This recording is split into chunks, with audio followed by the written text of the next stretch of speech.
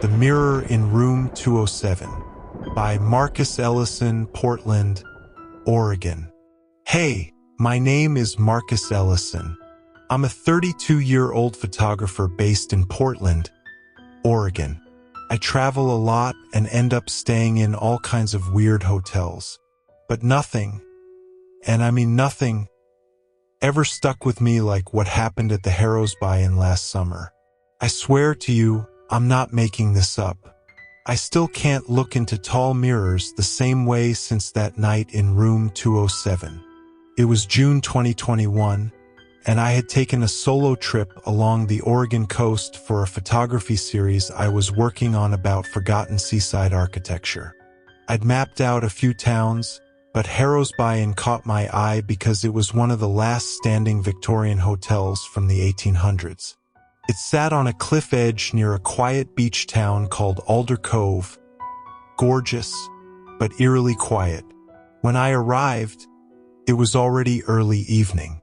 The inn looked stunning in that orange-gold sunset light. Ivy-covered balconies, rusted wrought iron rails, and those old lace curtains swaying behind every window. Perfect material for my photo series. Inside the lobby, everything smelled like cedar and lemon polish. Behind the desk stood an elderly man, thin, pale, with sharp cheekbones and thinning white hair slicked back. His name tag said Walter. "I've got a reservation, Marcus Ellison," I told him. He opened a huge, leather-bound ledger. "Room 207 is available." He said it slowly, like he was giving me a warning rather than a welcome. I asked if it had a good view of the ocean. He hesitated again and then said, "Yes, sir. It does. Just let me know if you need anything." I didn't think much of the pause. I dealt with plenty of weird old hotel staff. Sometimes it just comes with the territory. I took the antique elevator to the second floor. Creaked and groaned all the way up. Room 207 was at the very end of the hallway, tucked in the corner with a window overlooking the sea. Around 2:17 a.m., I woke up freezing cold. Even though it was summer, the room felt like it had dropped to the 40s. I looked around in the dark. That's when I noticed something. The mirror had moved. I'd left it at an angle, but now it was facing directly at the bed. Dead center. My first thought was maybe I bumped it or the floor was uneven. But I'm a light sleeper, and it wasn't just turned, it had been rotated fully. I got up, adjusted it back to the corner, and went back to bed. Around 4 a.m., I woke up again. This time, the room was silent. Not no noise silent, oppressive silent. No waves, no wind, not even the hum of the old fridge. And the mirror was facing the bed again. But this time, something was in the reflection. It was faint, like a smudge or a shadow. At first, I thought it was my jacket hanging off the chair. But as I squinted, I swear I saw the outline of a woman, standing still, head tilted slightly. I turned on the light immediately. There was nothing in the room. No jacket, no person, nothing. But in the mirror, the reflection was still there, just less visible in the light. I packed up my gear that moment and decided I'd finish the night in the lobby or the car. But when I opened the door to leave, the hallway was pitch black. The overhead bulbs were out, and my flashlight app wouldn't open. My phone was acting up, screen flickering, glitching out like old VHS static.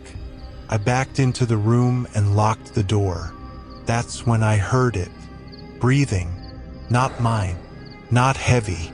Just slow, calm breathing, coming from the corner near the mirror. I turned to look. The mirror was fogged up now, like someone was breathing directly onto the glass from inside it. But I wasn't moving. I was frozen. Then a handprint appeared on the glass. Slowly, deliberately, from the inside. I couldn't move, couldn't scream. I just stood there as the hand slid down the glass, leaving a streak. Then it was gone. When I woke up, it was morning. I was on the floor with my camera bag next to me, and my phone was dead. The mirror was back in the corner like nothing had happened. I packed my stuff and went straight to the front desk. Walter was gone. In his place was a younger woman in her 30s who looked confused when I asked for him. "There's no Walter that works here," she said. "At least not since, well, decades ago. He used to own the place. Passed away in the early 90s. I asked her if anything strange had happened in room 207. She stiffened, looked around, then said, "That room's not even supposed to be booked. It's been locked up for years, since the accident." Apparently, back in 1975, a young woman had died in that room under mysterious circumstances. Some say suicide, some say otherwise. But ever since then, guests started reporting the mirror changing angles, seeing someone standing behind them, hearing things. Eventually, they removed most mirrors from the hotel, except the one in room 207. I left immediately. I tried to call back a few days later. No one answered. The website for the Harrows Buy-in went offline 2 weeks later. To this day, I have no idea if what I saw was real or some kind of waking nightmare, but I still have one photo from that night, a picture I took before I went to sleep. And if you zoom into the corner of the mirror, you can just barely make out the outline of a woman, smiling,